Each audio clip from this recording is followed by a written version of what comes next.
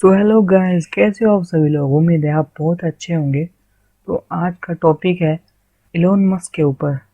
तो Elon Musk कौन है, क्या करते हैं, तो उनकी लाइफ में सक्सेस स्टोरीज क्या है, तो सीक्रेट्स क्या है। तो जो इलोन मस्क को जानते नहीं है वो भी यहाँ पे जान जाएंगे। तो वीडियो में लगे रहिए, मतलब वीडियो में जुड़े रहिए। तो बिना रेडी के वीडियो को शुरू करते हैं।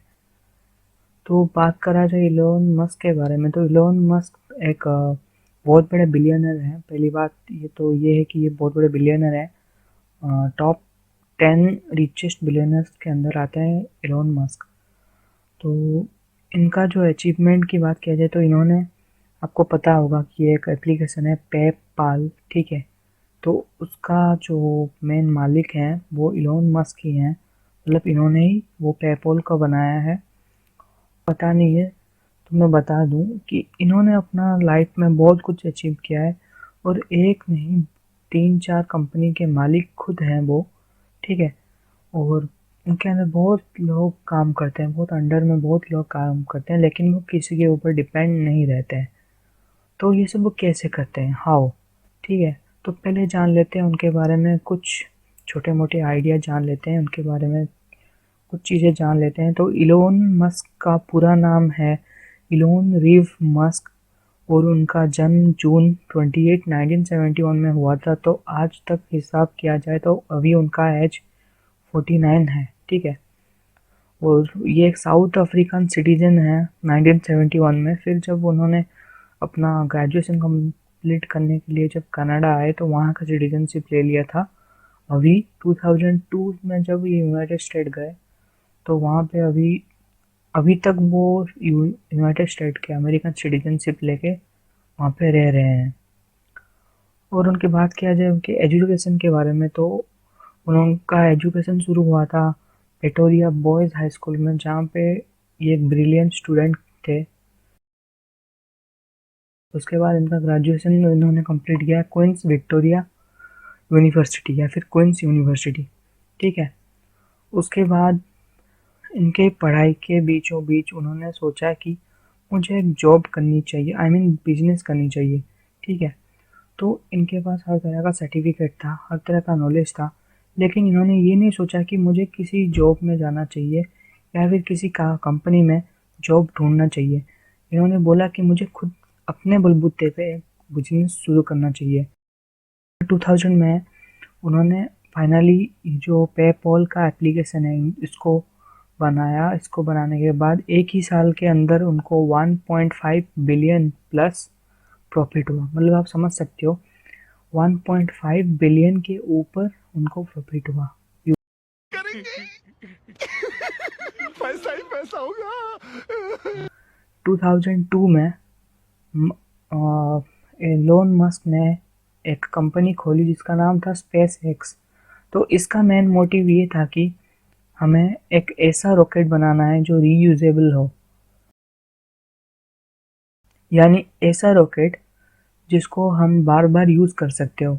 तो इन्होंने क्या किया, स्पेस एक्स जो कंपनी उसको ओपन किया। ओपन करने के बाद कुछ लोगों को हायर किया और बोले कि हमें इस रॉकेट पे काम करनी चाहिए।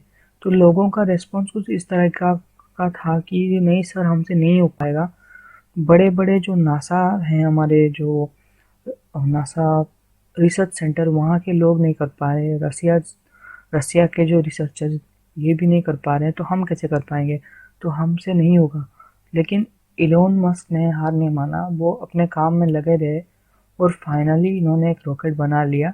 1.5 ईयर उनको लगा, मेहनत की इन्होंने 1.5 ईयर तक, और फाइनली उन्होंने एक रॉकेट बनाया जो रीयूजेबल था। यानी एक बार लॉन्च कर लिया, उसके बाद रिमोट कंट्रोल से उसको लाके अपने इनिशियल पोजीशन में रख सकते हो। इट्स लाइक ए, आप बोल सकते हो एक रिमोट कंट्रोल टॉय, ठीक।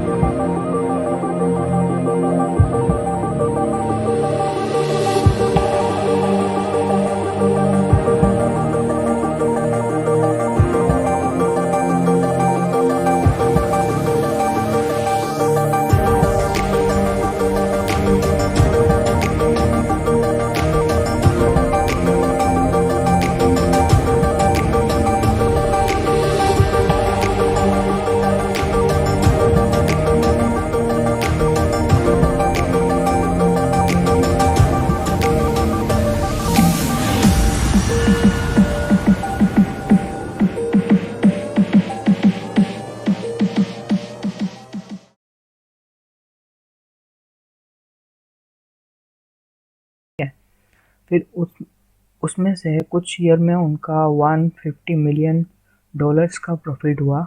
उसके बाद उन्होंने जो तीसरी कंपनी खोली, इसका नाम था टेस्ला।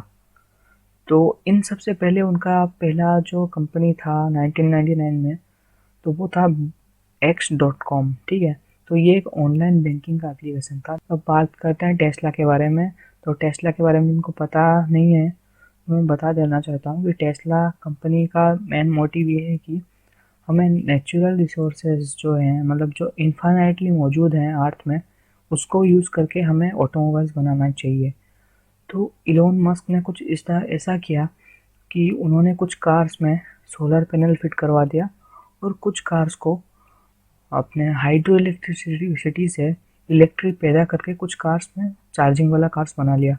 तो जिनको पता तो पता होगा, ठीक है, जिनको पता नहीं है तो इलोन मस्क के टेस्ला कंपनी से पहले कोई भी ऐसा कंपनी नहीं था जो ऐसे चार्जेबल ऑटोमोबाइल्स निकालता था, मतलब मैन्युफैक्चर करता था।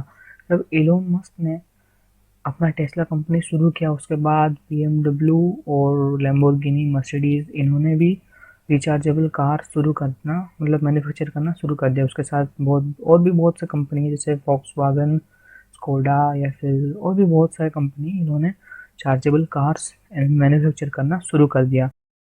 तो अब जो मेन चीज़ आती है कि इलोन मस्क का जो सक्सेस होने के पीछे का रीज़न क्या है। ठीक है, तो इलोन मस्क को जब भी बुलाया जाता है किसी भी इंटरव्यू में, इलोन मस्क को पूछा जाता है कि आपके अचीवमेंट का रीज़न क्या है, तो इलोन मस्क एक ही चीज़ बोलते हैं, फर्स्ट प्रिंसिपल ऑफ थिंकिंग। मतलब I use to think in first principle of thinking. चलो मैं आपको कुछ वीडियो दिखा देता हूँ जिसमें इलोन मस्क ने ये वाला चीज़ बार बार बोला है। where you're trained to think about first principles and Did a sort of a first principles analysis of a rocket. Just broke down the materials. that it's good to think in terms of the physics approach of first principles. Did a first principles analysis of what would be most optimal. It's important to reason from first principles rather. जैसे कि आपने video में देखा अभी कि Elon Musk ने हर जगह पे बोला है कि I use first principle of thinking. तो फर्स्ट प्रिंसिपल ऑफ थिंकिंग क्या होता है, ठीक है, तो उसके ऊपर हम बात करेंगे कि as per Elon Musk human में दो तरह की थिंकिंग होती है। एक होता है एनालॉग, दूसरा होता है डिजिटल। तो डिजिटल को वो बोलते हैं first principle of thinking. Analogue thinking किस तरीके का होता है, फॉर एग्जांपल मैं अगर आपको बोलूँ आप मेरे लिए एक कार डिज़ाइन कीजिए, ठीक है, जिसका मतलब क्या चार्जेबल कार होगा और उसका कुछ लाइट्स होगा और थोड़ा डेकोरेटिव। तो वहाँ पे जो एनालॉग थिंकिंग वाले वो कुछ इस तरह का बोलेंगे कि नहीं, कार तो पहली बात मुझे बनानी नहीं आती है, दूसरी बात मुझे इन्वेस्टमेंट नहीं करना है क्योंकि पैसा बहुत लगेगा। वो ये नहीं सोचेंगे कि कितना जा रहा है, वो सब बोलेंगे कि पैसा ज़्यादा लगेगा और मुझे बैटरी कहाँ से लाऊंगा, इसको कैसे करूँगा, मोटर कहाँ से लाऊंगा, कैसे करूँगा। तो इन सब का जो रिजल्ट निकलता है वो नो ही निकलता है।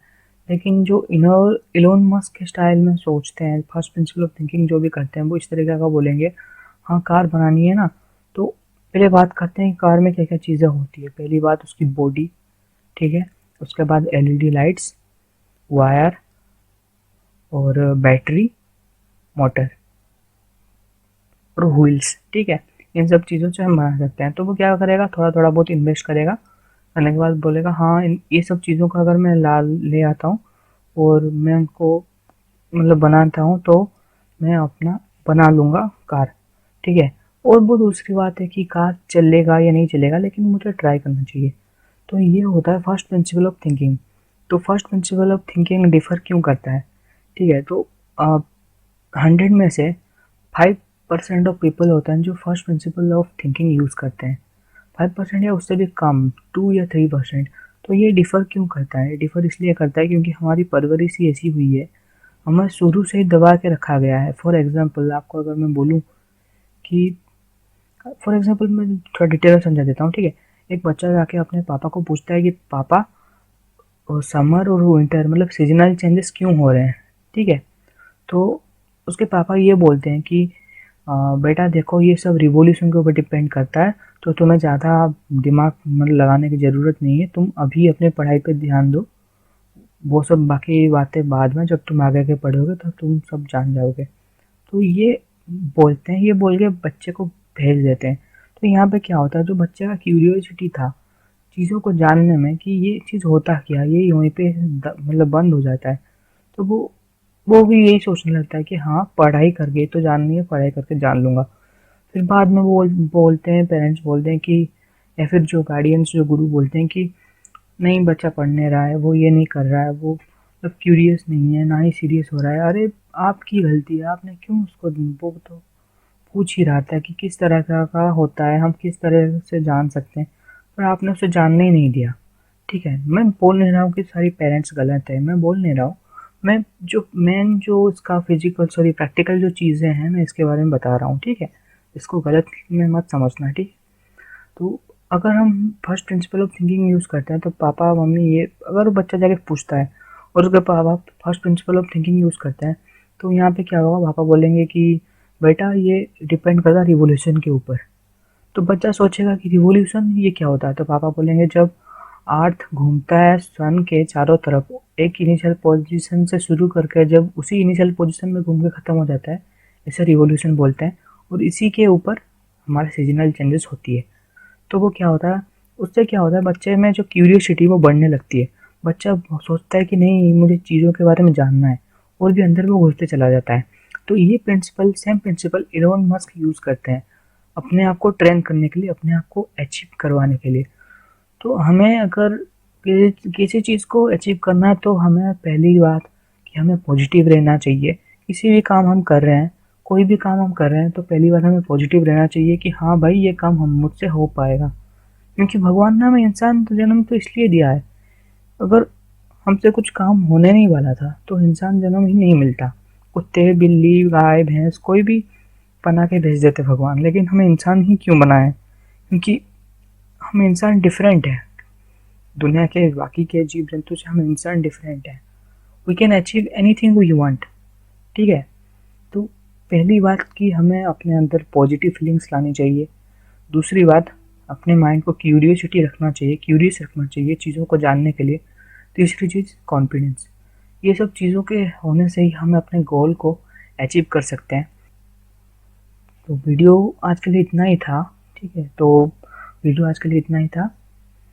इसमें आपको कुछ इन्फॉर्मेटिव लगा हो, कुछ सीखने को मिला हो, तो भैया सब्सक्राइब मार लो, सब और लाइक बटन प्रेस कर लो। ठीक है, और मिलते हैं नेक्स्ट वीडियो में, तब तक के लिए बाय बाय, टेक केयर।